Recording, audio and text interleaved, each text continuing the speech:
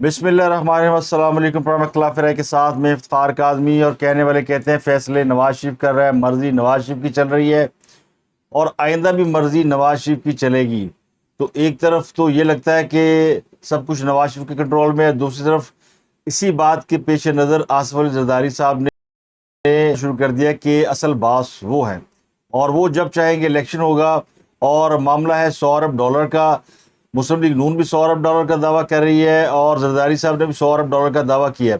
تو اس پر بات کریں گے کہ یہ کیا معاملہ ہے اور پی ڈی ایم کے اندر اچانک جو ہے وہ اربوں ڈالر کی بات کیوں شروع ہو گئی ہے۔ لیکن ایک اور خبر بڑی اس وقت زیر گردش ہے، اور وہ خبر ہے لیفٹیننٹ جنرل ندیم انجم کی ایکسٹینشن کے حوالے سے۔ ڈی آئی ایس آئی کو ایکسٹینشن دینے کی باتیں چل رہی ہیں، اور حکومتی ذرائع اور حکومتی حلقوں میں یہ بات تیزی سے زیر گردش ہے کہ حکومت یہ چاہتی ہے کہ لیفٹیننٹ جنرل ندیم انجم کنٹینیو کریں۔ تو کیا وہ کنٹینیو کریں گے؟ ان کی ایکسٹینشن کا فیصلہ ہو چکا ہے؟ کیا سمری موو کر دی گئی ہے؟ کیا فوج میں اس کی اپروول دے دی گئی ہے؟ اس پر بات کریں گے۔ اس کے علاوہ بشرا بی بی کے خلاف مقدمات کا ایک سلسلہ نظر آ رہا ہے۔ ان کے خلاف پاک پتن میں ایک مقدمہ درج کیا گیا ہے، اور عمران خان کے خلاف بھی ایک مقدمہ درج کیا گیا آج اسلام آباد میں۔ اور اس کے علاوہ عثمان بزار اور بشرا بی بی کے صاحبزادے سمیت 8 افراد کے اوپر ایک اور مقدمہ درج کیا گیا۔ تو یہ مقدمات کون سے ہیں اور ان میں کیا بشرا بی بی کی گرفتاری متوقع ہے؟ اس کے علاوہ عثمان بزار کی گرفتاری کی باتیں ہو رہی ہے۔ اینٹی کرپشن حکام کے مطابق جن 8 افراد کے خلاف مقدمہ درج کیا گیا ان کی گرفتاری تو طے ہے۔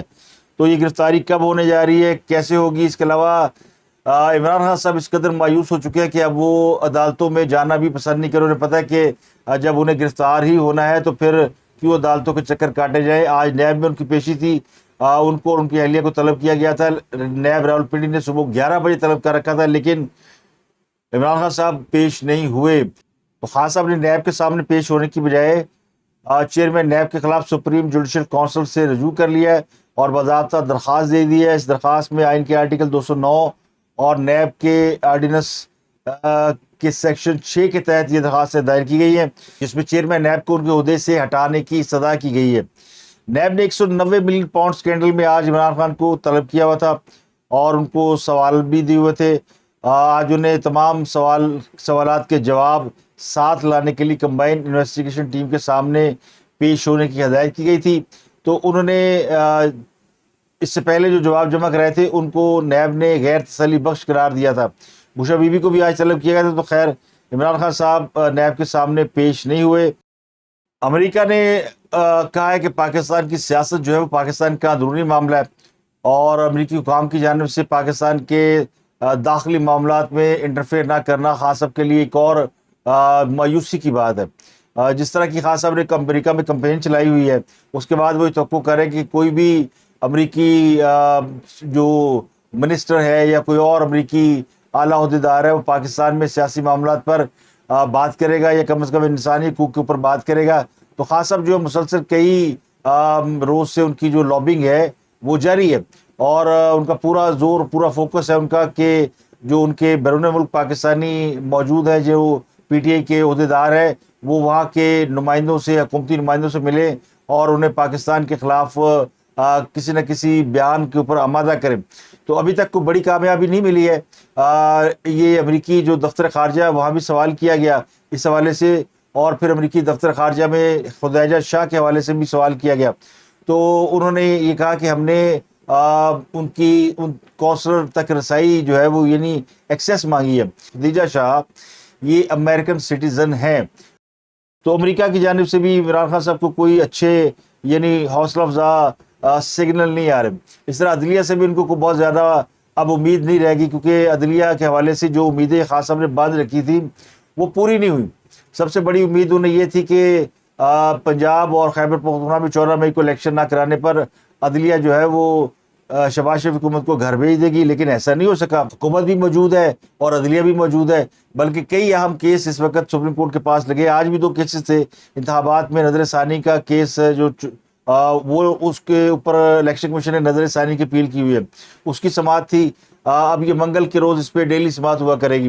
ایک کیس ہے وہ جو ریویو کا کیس ہے، جو امینڈمنٹس ہوئی ہیں، یعنی جو ججوں کے لیے ریفارمز کا ایک بل لایا گیا تھا، اس کی بھی آج سماعت تھی، اس کو بھی 13 جون تک اس کی سماعت ملتوی کر دی گئی ہے۔ تو یہ کہا گیا جی کہ یہ کیس ہم اکٹھے سنیں گے۔ تو اس کیس میں آج جسٹس منیب اختر نے یہ ریمارک دی کہ سپریم کورٹ ریویو ایکٹ نافذ ہو چکا ہے، تو عدالت پنجاب میں انتخابات کا جو معاملہ ہے وہ کیس یہ کیسے سن سکتی ہے۔ تو عدالت نے پھر اس کے بعد بہت سارے ریمارکس، آج علی ظفر بھی کورٹ میں موجود تھے، تو اس میں ایک اہم بات کورٹ کے اندر یہ ہوئی کہ چیف جسٹس نے یہ ریمارکس دی کہ اگر لارجر بینچ بنا تو اس کے سامنے نئے نکات بھی اٹھائے جائیں گے، قانون کو رول بیک کرنا ممکن نہیں ہے۔ سوال یہ کہ 90 دن میں الیکشن کی آئینی حیثیت کیا ہے۔ الیکشن کمیشن کے وکیل سے پوچھا تھا کہ کیا 8 اکتوبر کے الیکشن پر آپ حتمی کہہ سکتے ہیں کہ ملک میں جو واقعات رونما ہو چکے ہیں اس کے بعد یہ الیکشن ہو جائے گا۔ تو اس کے بعد یہ جو عدالت نے پنجاب انتخابات کیس اور ریویو ایکٹ کے خلاف درخواست ایک ساتھ سننے کا فیصلہ کر لیا اور انہیں یعنی اگلے منگل تک کے لیے ملتوی کر دیا۔ منگل سے یہ روزانہ کی بنیاد پہ سماعت ہوگی، لیکن 15 جون سے چھٹیاں ہو رہی ہیں، تو یہ منگل، بدھ اور شاید جو ہے وہ اگلا ایک روز جمعرات شاید ہو۔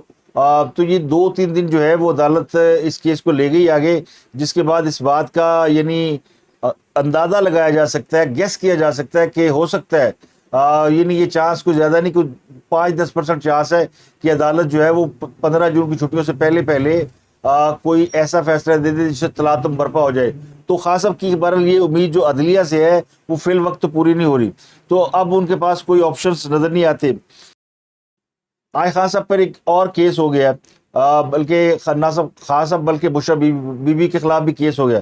تو خان صاحب کی اہلیہ کے خلاف جو ہے وہ یہ کوئی تیسرا چوتھا کیس ہے جو پچھلے 24 گھنٹوں میں ہوا ہے، اور اب ان کے وکلا جو ہیں وہ عدالت میں درخواستیں کر رہے ہیں کہ ان کے خلاف مقدمات کی تفصیل دی جائے۔ کل یہ درخواست دائر کی گئی ہے۔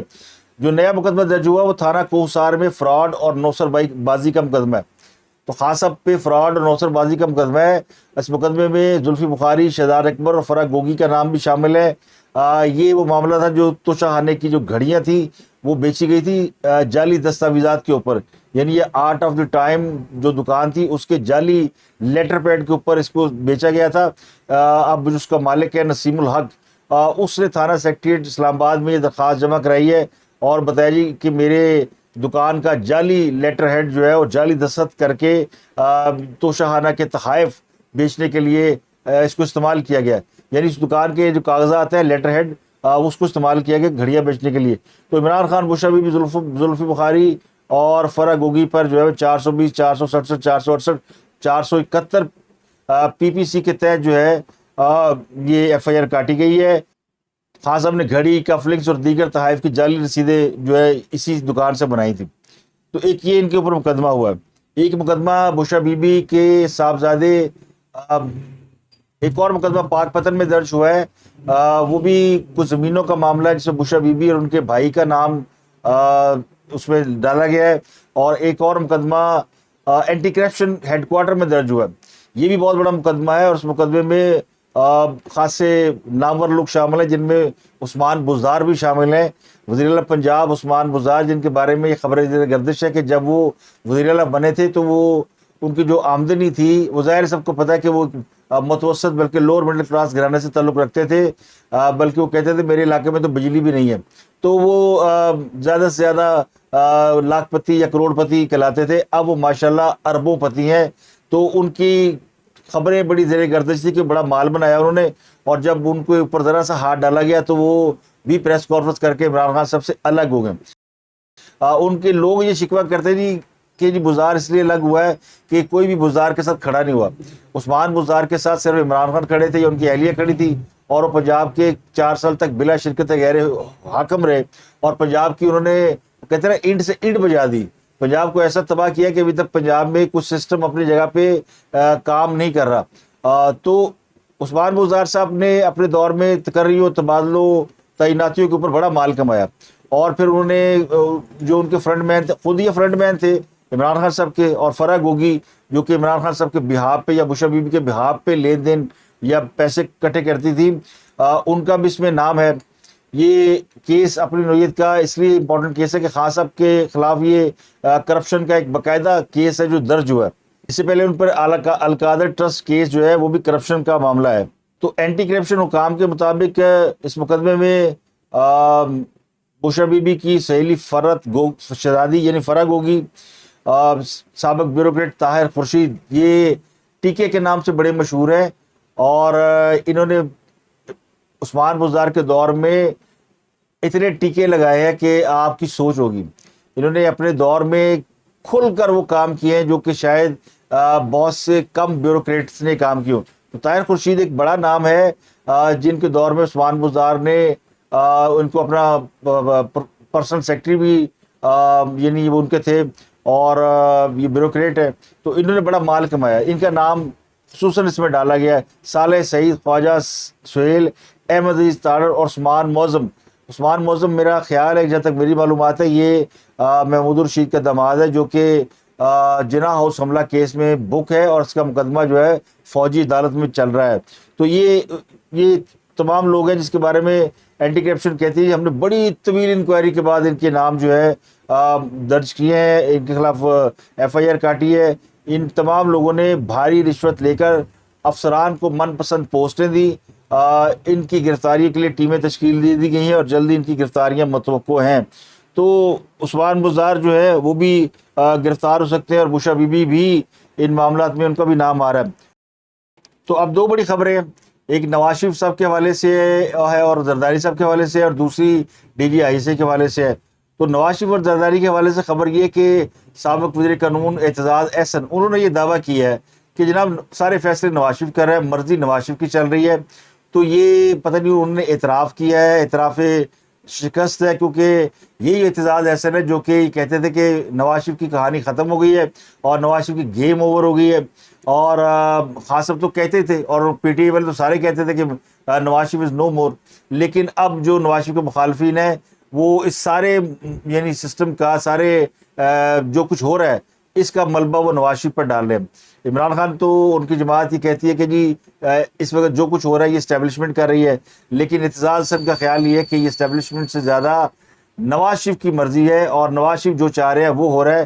تو دراصل وہ یہ بتانے کی کوشش بھی کر رہے ہیں کہ معاملات کو اصل میں نواز شریف ہی رن کر رہے ہیں، اور اگر کسی نے بات کرنی ہے کسی سے تو نواز شریف سے کی جائے۔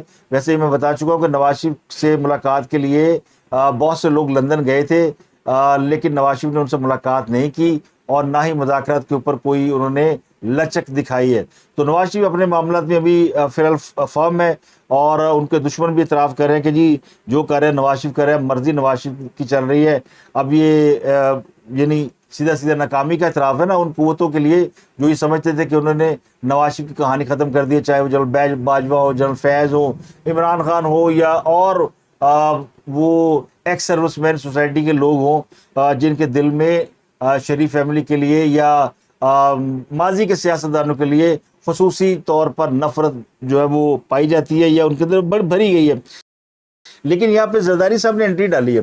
زرداری صاحب نے کہا نہیں باس میں ہوں، یہ تو الیکشن نہیں کرا سکے، الیکشن میں کراؤں گا، اور میں جب آؤں گا میں معیشت سنبھالوں گا، اور میں $100 ارب کا زر مبادلہ لے کر آؤں گا۔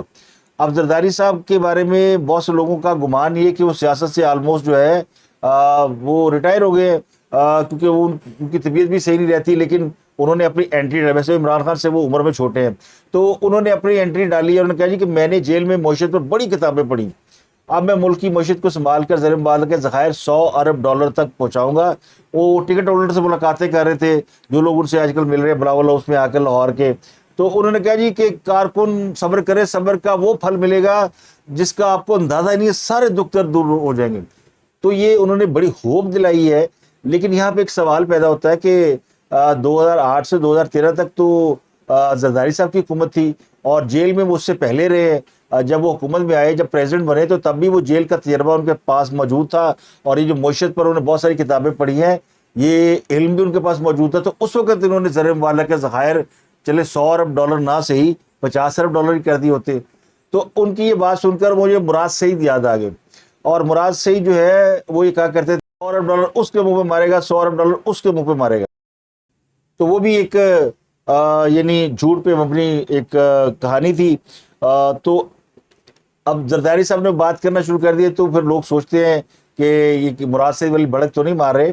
اور پھر مراد سعید سے یاد آ گیا کہ آج ایک چھوٹے عمران کو گرفتار کر لیا گیا. ویسے تو مراد سعید کو چھوٹا عمران کہا جاتا ہے، لیکن ایک اور ٹک ٹاکر ہے جو خود کو چھوٹا عمران کہتا ہے، خیبر پختونخوا میں اس کو کل وہ کہیں مجمع لگا کے اپنے فن کا مظاہرہ کر رہا تھا، تو وہاں پہ لوگ بھیڑ جمع ہو گئی اور پی ٹی اے کے نعرے لگنا شروع ہو گئے، اور پھر وہ فوج مخالف نعرے بھی لوگ لگانا شروع ہو گئے، تو جس پر بدنظمی کا خطرہ پیدا ہوا. تو وہاں پہ ایف سی کے اہلکار پہنچے یا رینجر کے لوگ پہنچے، تو بہرحال انہوں نے وہاں پہ جو مرکز نگاہ تھا وہ لڑکا تھا جو وہاں پہ عمران خان کے انداز میں تقریریں کر رہا تھا، تو اس کو پھر انہوں نے اپنی گاڑی میں ڈالا اور وہاں سے لے گئے، جس کے بعد سوشل میڈیا پر ایک طوفان برپا ہو گیا کہ جی بڑا وہ کیا کہتے ہیں، بہادر ہے دشمن سے ڈرتا ہے، وہ ایک گانا ہے نا فوجیوں کا. تو وہ اسی کو اس کے اوپر چیپ کے تو وہ اپنا سودا بیچنا شروع ہو گئے، اور وہ پٹھان والا ایلیمنٹ بھی اس کے اندر ڈال دیا گیا کہ یعنی یہ جو اپنا عصبیت کا سودا بیچتے ہیں. لیکن حقیقت یہ کہ اس بچے کو گرفتار نہیں کیا گیا، اس کو صرف نقص عامہ کے خدشے کے پیش نظر وہاں سے گاڑی میں ڈال کے جہاں وہ رہتا تھا وہاں پہ اس کو بھیج دیا گیا، شفٹ کر دیا گیا ہے. لیکن اس پہ ماتم شروع ہے، کیونکہ اب پی ٹی آئی کو اور کچھ نہیں ملتا تو کسی نہ کسی خبر پہ ماتم شروع کر دیتے ہیں. تو یہ یعنی چھوٹے عمران کی گرفتاری کے حوالے سے میں نے کہا آپ کو اپڈیٹ کر دوں. ڈی ڈی آئی کی ایکسٹینشن کے حوالے سے میں آپ کو بتا دوں، حکومت چاہتی ہے کہ ان کو ایکسٹینشن ملے. انہوں نے نومبر 2021 میں ڈی جی آئی سی کی کمان سنبھالی تھی، ایک بڑی کنٹروورسی کے بعد جو جنرل فیض حمید کی وجہ سے ہوئی تھی. اس کے بعد سے جب سے انہوں نے کمان سنبھالی ہے، ان کی جو کارکردگی ہے وہ بہت مثالی ہے، اس میں کوئی شک نہیں کہ ان کا ایک تو کرپشن میں بالکل زیرو، کوئی ایک بھی ایسی بات یعنی کوئی ایک ایسی خبر، کوئی ایک ایسا واقعہ نہیں ہے جو ان سے جوڑا جا سکے کہ وہ اس معاملات میں ملوث ہے. پروپیگنڈا وہ کر رہے ہیں ان کے مخالفین، لیکن کرپشن کا الزام وہ بھی نہیں لگاتے. اب ان کے حوالے سے یہ ہے کہ انہوں نے پچھلے 2-3 سال میں پاکستان کے جو انٹرنل حالات ہیں، جن میں بہت بڑا خدشہ یہ تھا کہ جو افغانستان سے طالبان لا کر پاکستان میں آباد کیے گئے ہیں وہ پاکستان کے اندر جو ہے وہ بہت خرابی پیدا کر سکتے ہیں. تو ان کو کنٹرول کرنا، پھر پاکستان کے اور 9 مئی کے واقعات، یعنی 9 مئی اتنا بڑا واقعہ ہے کہ آرمی چیف پاکستان میں نہیں تھے اور پیچھے سے یہ اتنا بڑا فساد ہو گیا، اس کو بھی جو ہے وہ بڑے ہینڈسم طریقے سے جنرل ندیم انجم نے ہینڈل کیا. پھر وہ ایک جو بروچ دہشت گرد گرفتار ہوا شمبے، تو بہت سارے ان کے کریڈٹ پہ چیزیں ہیں. تو اتنے شاندار افسر کے حوالے سے جس کے کریڈٹ پہ اتنی چیزیں ہوں، اس کو ایکسٹینشن نہ ملنا واقعی زیادتی ہے. اب وہ ایکسٹینشن لینا چاہتے ہیں یا نہیں لینا چاہتے مجھے نہیں پتا، اور فوج میں ایکسٹینشن دینے کا تجربہ بھی کبھی اچھا ثابت نہیں ہوا. ہمیشہ ایکسٹینشن لینے والا بعد میں جو ہے وہ اس کے اوپر کوئی نہ کوئی ایلیگیشن لگتا ہے، اس کے نیچے جو لوگ ہوتے ہیں وہی جو ہے وہ تل ملانا شروع کر دیتے، کیونکہ وہ سمجھتے کہ ہمارا رائٹ تھا اور اس کو ایکسٹینشن دے کے یہ سب کچھ کر لیا گیا. ویسے کئی ایسے نلائکوں کو ایکسٹینشن دی گئی جنہوں نے کچھ نہیں کیا. مطلب جنرل باجوہ صاحب کا نام جی، وہ ان کو جو ایکسٹینشن دی گئی وہ کس بنیاد پہ دی گئی تھی؟ کوئی ایک بھی کارنامہ جنرل باجوہ کے کھاتے میں نہیں تھا اس وقت کہ جنہوں نے ان کو بڑا کارنامہ ہائے سر انجام دیا ہو کہ جس پہ ان کو ایکسٹینشن دی جا سکے. ہاں، ایکسٹینشن کے بعد فال آف افغانستان والا جو کیس ہوا وہ پھر ڈی آئی سے ہی اس کا کریڈٹ لیتے تھے جنرل فیض حمید، لیکن جنرل باجوہ کا کریڈٹ ملے وہ سب کچھ نہیں ہے. لیکن چونکہ وہ فوج کو ہیڈ کر رہے تھے، کمان ان کے پاس تھی، تو آرمی چیف کو خوش کرنے کے لیے ایکسٹینشن دی جاتی ہے. بعض لوگ دیتے ہیں، اور پلان یہ تھا کہ عمران خان صاحب 15 سال اقتدار میں رہیں گے، تو اس کے لیے پھر عمرتا بندیال صاحب کی اور جنرل باجوہ کی ایکسٹینشن تو پھر طے تھی نا. یہ تو ایک نیکسس تھا، لیکن وہ نیکسس جو ہے وہ پھر ٹوٹ گیا، کسی بھی وجہ سے ٹوٹا، وہ اللہ کی اپنی حکمت ہوتی ہے. اور یہ کہتے تھے کہ جس نے پاکستان کو ذلیل کیا وہ خود ذلیل ہو. تو یہ آج دنیا دیکھ رہی ہے کہ وہی لوگ ذلیل ہو رہے ہیں جنہوں نے پاکستان کے ساتھ برا کیا. باقی لوگ تو کسی نہ کسی حوالے سے اپنا کام سر انجام دے ہی رہے ہیں. تو ان کی ایکسٹینشن کے حوالے سے ابھی کوئی اطلاع نہیں ہے. فوج کے اندر اس قسم کی کوئی یعنی بات ڈسکس نہیں ہو رہی کہ ان کو ایکسٹینشن دی جائے یا نہ دی جائے، یا کوئی ایسی سمری آئی ہے جس کے اوپر غور کیا جا رہا ہو. انہوں نے شاید اگر آپ نومبر 2021 میں آئے تو نومبر میں انہوں نے ریٹائر ہونا ہے. نومبر دسمبر میں ان کی 20 نومبر کو آئے تھے، اور اسی کے آس پاس ان کی ریٹائرمنٹ ہے. ان کے بارے میں اگر کوئی فیصلہ کہے گا کہ ان کو ایکسٹینشن دی جائے تو یقینی طور پر ایک تو حکومت दूसरा army chief general Asim Munir, जो कि अभी तक उन्होंने बड़े अच्छे फैसले किए हैं और उन्होंने भी जो है वो अपनी यानी एक फ़ौज के ऊपर जो कमांड है वो भरपूर तरीके से ज़ाहिर की है। खान साहब ने जिस कदर मैस क्रिएट कर दिया था और फ़ौज के में बगावत की रोज़ खबरें आ रही थी और रोज़ ये लग रहा था कि अंदर बहुत से लोग हैं जो खान साहब के हमदर्द है, जो किसी भी वक्त जो है वो यानी काया पलट देंगे, लेकिन ऐसा कुछ नहीं हुआ। एक भी फौजी अफसर जो है जो कि हाजिर सर्विस है उसके बारे में किसी को इतला नहीं है कि वो उसने कोई फौज से बगावत की हो। 9 मई का सन है जिसमें कोर कमांडर लाहौर के ऊपर हर्फ आया, वो अभी तहकीक तलब है, उस पर इन्वेस्टिगेशन हो रही है, लेकिन फ़ौज के अंदर बगावत की कोई यानी रत्ती बराबर भी शाइबा नहीं है। तो इतने शानदार अफसर के बारे में अगर वो लोग कहते हैं जी कि लोग क्या हुकूमत कहती है और लोग भी समझते हैं कि वो एक अच्छे अफसर हैं। उनके इससे पहले जनरल पाशा भी उनको भी एक्सटेंशन दी गई थी और उनकी रिटायरमेंट के बाद भी उनको एक्सटेंशन दी गई थी। तो तजर्बा आपने सामने देख लिया कि जनरल पाशा फिर क्या करके गए हैं, हमें एक ऐसी जमात सौंप के गए हैं जिसने पाकिस्तान की जो है वो लुटिया डुबो दी है। लेफ्टिनेंट जनरल नदीम अंजम पाकिस्तान के लिए फ़ायदेमंद, ये मैं इसलिए नहीं कह रहा हूँ कि मेरा कोई तल्लुक किसी जमात से या किसी उससे है, लेकिन मैं मेरिट पे बात कर रहा हूँ कि उनको कम से कम 1 साल की एक्सटेंशन तो दी जानी चाहिए जिस किस्म के हालात हैं और जितना अच्छा उन्होंने मैनेज किया है, कंट्रोल किया है। और वो जो मैस था तहकीकाती एजेंसियों के हवाले से वो उन्होंने किसी हद तक दूर किया और उन्होंने जो फ़ौज के अंदर एक सोच पाई जा रही थी कि ख़ुद को सियासत से डिस्टेंस करना है, उसको उन्होंने बड़ी अच्छी तरह मेनटेन किया। ऐसे इमरान खान साहब ने अपनी बेड़ियाँ चाप वट्टे पाए ना कि उन्होंने घसीट के और फिर 9 मई का वाक़या कर दिया, जिसके बाद फिर फ़ौज को ज़ाहिर है जब वो इन मामलों के ऊपर बात करते हैं, सिविलियन को पकड़ते हैं, तो फिर कहा जाएगा जी कि वो ये सियासी मामला है। हालांकि सियासी अभी भी नहीं है, तो अभी भी इसको उन्होंने वो जो सियासी पॉलिटिकल इंजीनियरिंग होती है ना, फ़लाँ जमात को ऊपर ले आओ, फ़लाँ को नीचे ले आओ, फ़लाँ उम्मीदवार को जिता दो, फ़लाँ को बिठा दो, और अब ये जो लोग पार्टियाँ छोड़ रहे हैं इमरान खान को, इस हवाले से फिर इल्ज़ाम आता है कि एजेंसियों के ऊपर कि वो दोबारा इसके अंदर इन्वॉल्व हो गई हैं। लेकिन अभी इसका कोई फ़ैसला नहीं हुआ कि कोई फ़ैसला करेगा। वो फ़ैसला जनरल आसिम मुनीर कर सकते हैं, हतमी फ़ैसला उन्हीं का हो रहा है, हुकूमत रिकमेंड कर सकती है, फोर्स नहीं कर सकती मुझे लगता है।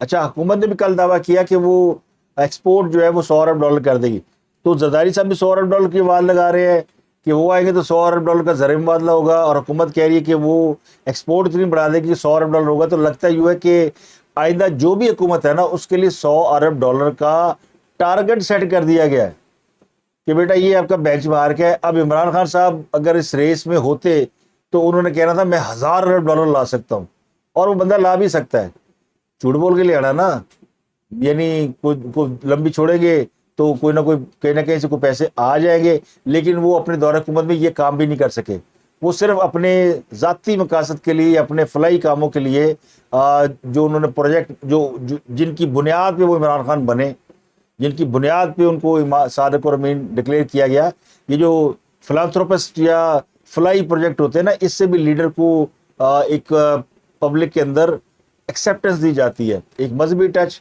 और एक मुहैयर होना और एक ईमानदार होना, ये सारे टच इमरान खान को दिए गए थे। लेकिन वो भाई ने अपने उत्ते करप्शन की मोहर लवा के छड़ी, आज फ्राडिया भी साबित हो गया, FIR दर्ज हो गई ना फ्राडिया की, तो कभी बगावत कभी गद्दारी, अब FIR एक रहती थी फ्राडिया की, वो भी आज दर्ज होगी। तो अब तक के लिए इतना ही। अच्छा, बुशरा बीबी ने आज न्याब में अदम पेशी की के हवाले से एक दरख्वास्त भी दायर की है और ये कह जी कि वो कल आ सकती हैं, यानी जुमेरात के रोज़ इस्लामाबाद आ सकी, क्योंकि उनके शौहर ने इस्लामाबाद जुमे के रोज़ आना है। तो मुझे इजाज़त दी जाए कि मैं 7 की बजाय 8 जून को पेश हो जाऊं। यानी इमरान खान साहब ने तो जाना नहीं, लेकिन बुशरा बीबी में अपनी फ़िक्र लगी हुई है, उनकी तरफ से दरख्वास्त दायर हो गई कि जनाब वो पेश होना चाहती हैं, लेकिन वो 7 की बजाय 8 को पेश हो सकती है। तो नैब में वो दरख्वास्त दायर की गई। तो मैंने कहा ये भी खबर आपके साथ शेयर कर लूँ। आपसे मुलाकात होती है अगले व्लॉग तक। अपने गिरद के लोगों का बहुत ख्याल है।